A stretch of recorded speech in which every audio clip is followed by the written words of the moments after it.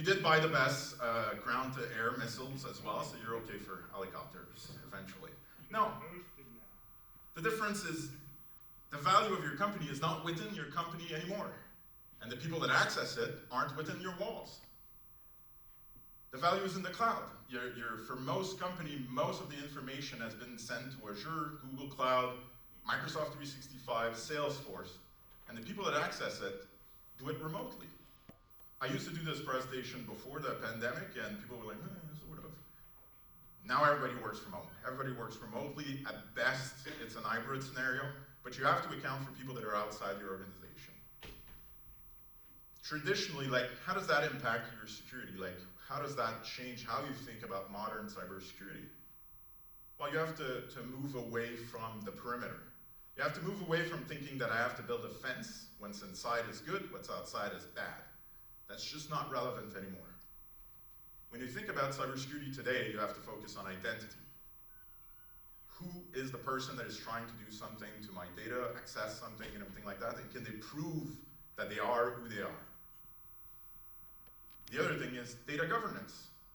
What are they trying to access? Where is the information that I have to protect? Where is my client information? Am I compliant with conformity and all those things?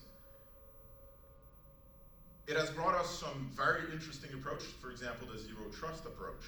So the idea with zero trust is forget the perimeter, forget all those things, have people prove that they are who they are constantly, and then make sure that the control accessing, the permission for accessing anything of value is always verified. Trust but verify is the expression. Quick example of that, 5 years ago, I was at a presentation by Google where they presented that they basically invented this model, pretty much. So what they did is they no longer care about the network. They don't care if you are on an enterprise network, if you're in their data center, anything like that. It's all about the device, proving your identity of that device, that it's yours, that it's authorized, that it has access, and then controlling the permission of everybody, whether they have access or not to that information that they're trying to reach, that thing they're trying to change, that order that they're trying to process. If Google can do it at the size of Google, then I think it's a pretty good example of it can be done, even with the complexity that it brought. But it does bring a change in the mindset. It is more than buying a product. They didn't buy a zero trust network access appliance. They rethought how they controlled access to their things, where their priority was, who would be responsible for what. It goes back to what I was saying. You can't buy security. You have to build it into your organization. Another example of traditional security at work, not flawed, it's actually a very good, important pillar of security. So it's the Cia Triad. And it sounds like some criminal law thing. It doesn't have anything to do with that. So it's 3 important pillars of security. It's confidentiality, it's integrity, and it's availability. So basically making sure the secrets are secrets, that they're not modified, and that they're available when people need to access them. That has been how we structured cybersecurity this was invented, I think, this was presented as a concept at the end of the 80s, which is a long time ago.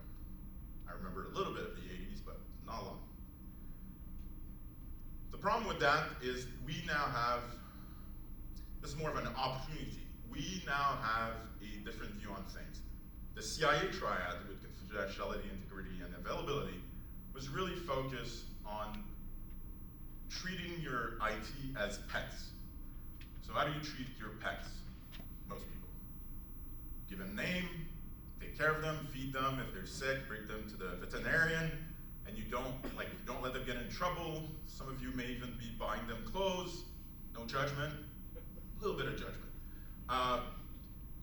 That's how we manage IT. That's how we manage our server, or equipment, or endpoints, and everything like that.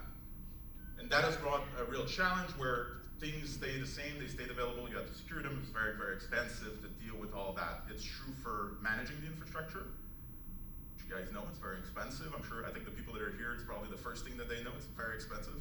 But it's also very, very hard to keep it secure. We now have an opportunity, let me just jump back just a little bit. The modern concept of infrastructure management is now to treat your infrastructure as cattle. So you don't give it a name, you give it like a serial number so you can track it. You have a whole bunch of it. If one of them is sick, what do? You kill it as soon as possible and you take it away from the rest of the population. It doesn't sound very romantic, but we're talking about IT, we're talking about virtual machines, we're talking about instances of things. Like, you want to manage it this way. And that's how you can scale, that's how you gain a lot of efficiency.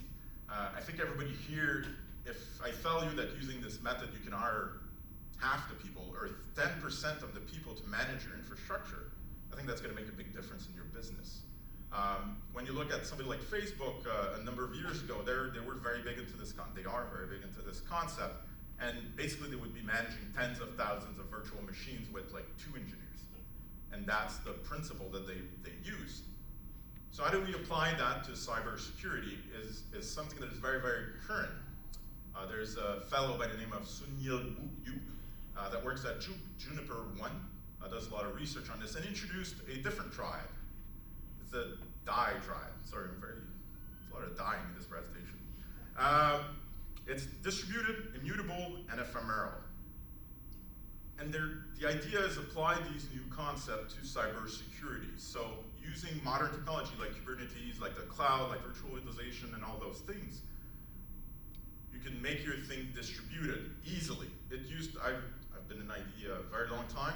It used to be a big problem to be distributed around the world and everything have your service be widely available with a lot of redundancy. It is not the case anymore. Just sign up to Azure, spin up a few virtual machines, a few different data centers, put them in an availability set, and you're good to go. Immutable basically means that it is the way that you expect it to be. So infrastructure as code, for example, is allowed that. You have a description, like a semantic description of what you want your infrastructure to look like. You say go, it appears, and it is exactly the way that you expect it to be. The reason that it applies to cybersecurity is that as soon as this is not what you expect it to be, what do? You cattle it, you kill it, you get rid of it. And ephemeral means it doesn't last a long time, and you have the means to recreate it very, very quickly. So the idea with the die triad is you're applying infrastructure concept to cybersecurity. You now have your product be widely distributed, so if you remove one from the equation, it doesn't throw your services offline. They are the way that you expect them to be, so it's easy to know when they're not, which is key to cybersecurity as well. And then it is very easy to recreate them when you need it. So if you have to get rid of one instance that has been broken into, you can do it instantly because you know what it has been broken into. It's different than it should be. And then you repopulate it in a matter of minutes or seconds. So now, how important is it for those instances to be treated like pets? To take care of them, to find the problem that they're having currently, that the thing that is happening, to figure it out? It's not. You don't care anymore. As soon as you see something that's not the way that it should be, get rid of it, recreate it, good to go. And it didn't even disrupt your services. So it's a different mentality. So, for the people that have been around infrastructure and everything, they know that this doesn't apply to everything. It's true. So the idea, the right way to do it currently, we believe, is to combine both. But to combine it in a way that you're trying to minimize the number of pets that you have. So some things that have to be permanent, some of your secrets, things like that, you have to host in a certain way that they have to remain permanent. So fine, you do that. But when we're talking about, I don't know, your web servers, your website, anything that is online, things like that, then you go with cattle, and you have a whole bunch of them, and they're ready to be replaced. So the idea of combining those two things together is a way to really leverage modern technology. It allows you to be more secure and more efficient. So we're seeing more and more types of attacks more and more frequently. Like, this isn't a presentation to tell you about ransomware or anything like that, but I think everybody will agree. And if you stick around and talk to Bitdefender or Sophos that I saw today, they'll tell you, like, it's getting worse and worse. But the solution, I want to be careful, it's a combination of things. But if it's only trying to maintain what you already have, so, okay, I work in a certain way, I have an antivirus, it used to be enough, and now it's not enough anymore. So I have to get EPP, endpoint protection. And then it's not enough, and I have to get EDR, and it's not enough, and I have to get the next thing. it's sort of a whack-a-mole game if you do it that way.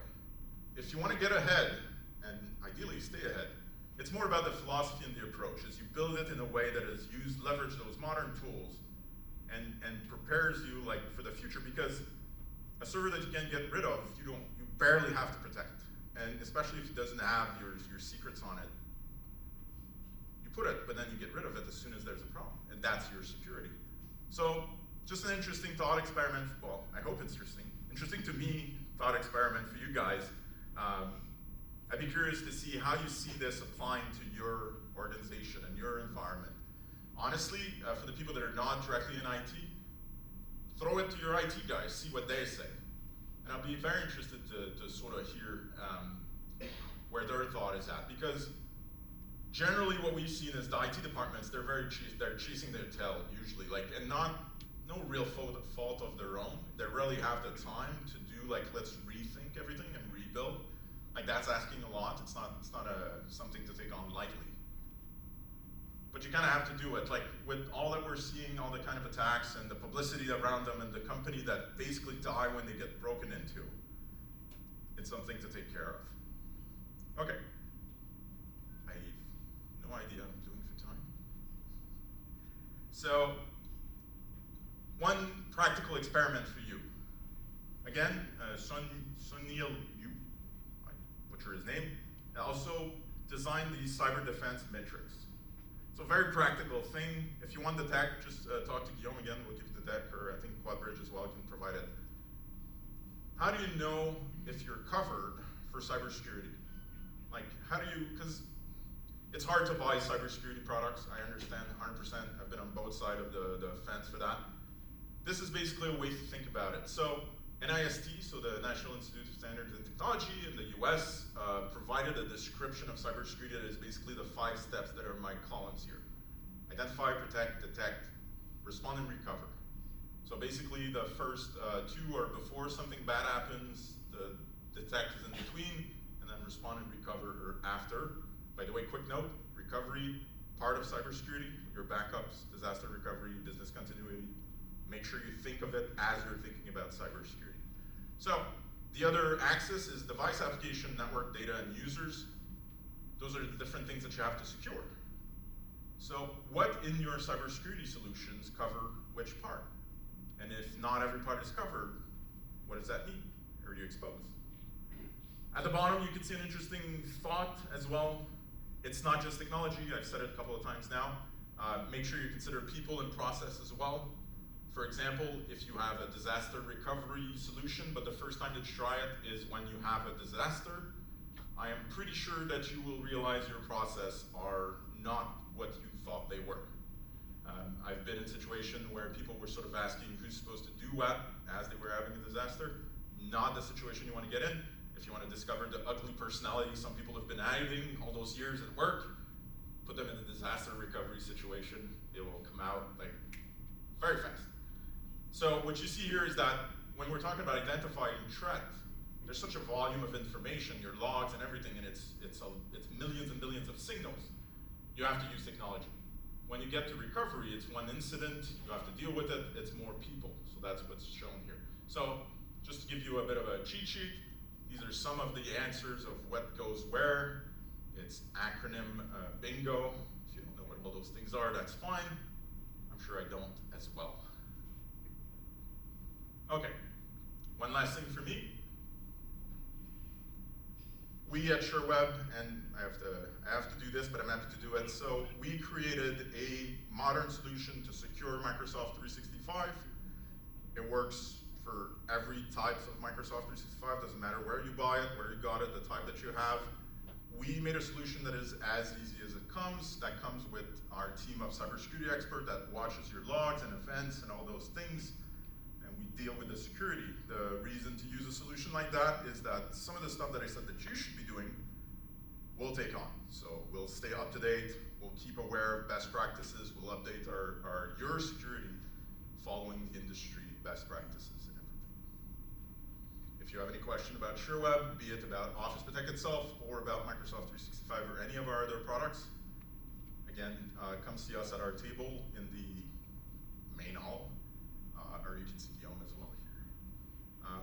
wanted to make sure I kept a few minutes for questions. If you have questions about anything that presented about cybersecurity or anything else at all, I'm happy to share and discuss. Yeah, and you don't have to scream, so I'm going to walk around the room. So it's going to be...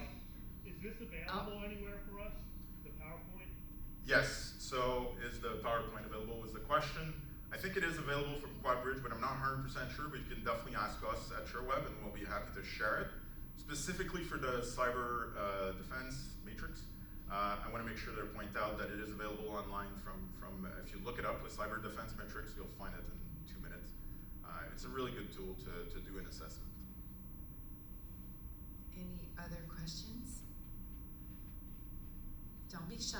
You can ask whatever you want. Because otherwise I have questions. Yes, I have questions. Great. I have questions for you if you don't ask me questions, and believe me, you're better asking the questions. So I just wondered about your Office Protect Alliance. Is there a remedy aspect to that MSP or that sort of that? Yeah. Yeah, that's a good question. So it is an MDR product, so Managed Detection and Response, and that is a good question to ask of any MDR product because a lot of them are just managing information, and then they'll let you know that you're in trouble. We do have a remediation or response component to it where if you've authorized it, as we set the baseline from conversation about your organization, we will suspend accounts if we see a clear breach in Microsoft 365. So for one of the nice things about Microsoft 365 security is generally the first response, like the emergency response, is to suspend accounts. So it's fairly simple, like it's delicate, you have to do it carefully, but it's pretty straightforward as far as technically.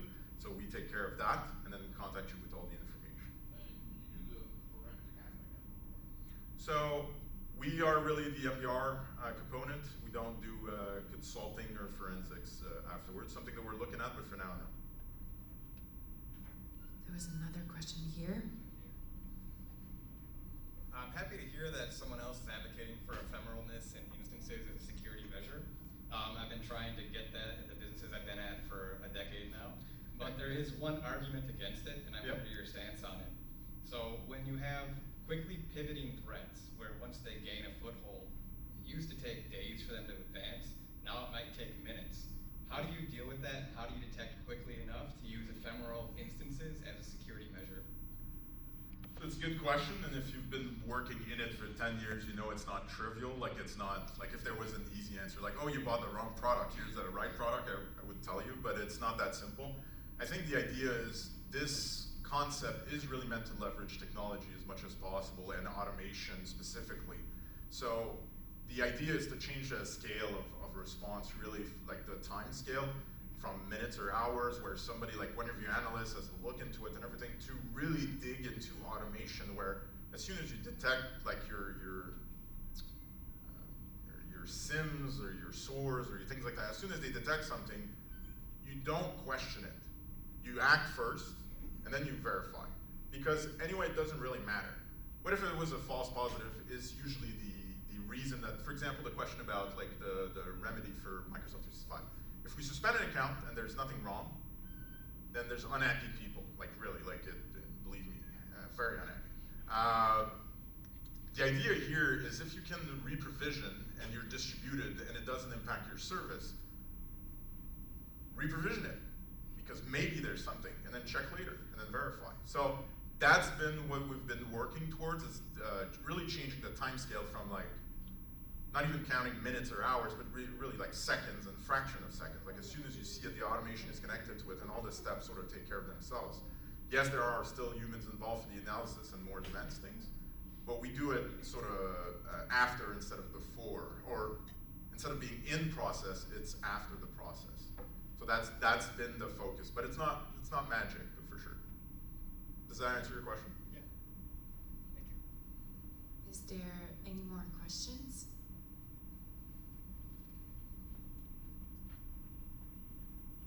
I think we're good. Thank you very much for your time. Don't hesitate if you have other questions, you want to come see us and have a chat. Thank you.